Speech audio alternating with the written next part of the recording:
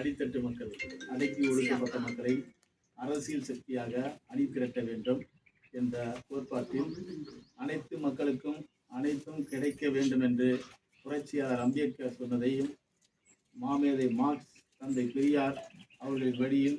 இந்த மக்களை அமைப்பாய் திரட்ட வேண்டும் என்ற நோக்கத்தோடு ஒட்டுமொத்த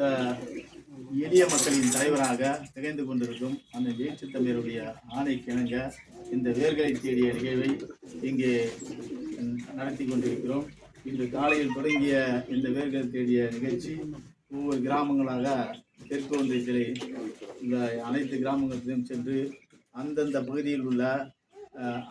முகாம் செயலாளர்களை சந்தித்து அந்த முகாம் செயலாளர்களை எப்படி இங்கே கட்சியை வலுப்படுத்த வேண்டும் என்பதையெல்லாம் அவர்களுக்கு அறிவுரை கூறி வந்து கொண்டிருக்கிறோம். அந்த அடிப்படையில் இங்கே நமது அமல மக்கத்தின் சார்பில் இங்கே சிறப்பாக ஒருங்கிணைத்திருக்கும் அன்பு தம்பி அன்பு அவர்களுக்கு இந்த நேரத்தில் இந்த நெஞ்சார்ந்த வாழ்த்துகளையும் நன்றியும் தெரிவித்துக் கொள்கிறேன். இதை ஒருங்கிணைத்து தலைமை தாங்கி நடத்தி கொண்டிருக்கும் அருமை சகோதரர் முகிலன் அவர்களுக்கும் வாழ்த்துக்களை தெரிவித்துக் கொள்கிறேன். காலையிலிருந்து என்னோடு இந்த நிகழ்வுகளில் கலந்து கொண்டிருக்கும் மாவட்ட துணை செயலாளர்கள் அருமை சகோதரர் வீரா அவர்களுக்கும், ரவீந்திரன் அவர்களுக்கும், ராஜஸ்ரீ மதன் அவர்களுக்கும், பாஸ்கர் அவர்களுக்கும், இளைஞர் தேய்ச்சி பசங்க நிதி செயலாளர் வேலு அவர்களுக்கும், ஊடக மையத்தினுடைய துணை செயலாளர் கார்த்தி அவர்களுக்கும், இந்த கட்சியினுடைய பொருளாளர் அருமை சகோதரர் கொண்டமங்கலம் குரு அவர்களுக்கும், கிழக்கு ஒன்றியத்துடைய துணை செயலாளர் மதன் அவர்களுக்கும், அருமை தம்பி குட்டி அவர்களுக்கும், மற்றும் குருவாஞ்சேரி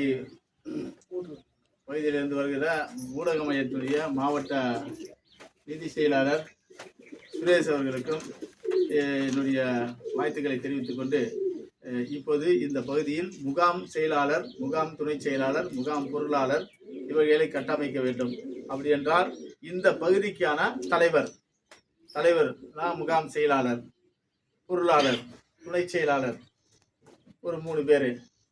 அதுக்கப்புறம் மகளிர் அணி செயலாளர் முகாமில் எப்படி ஒன்றியத்தில் ஒன்றிய செயலாளர், ஒன்றிய துணை செயலாளர், பொருளாளர்,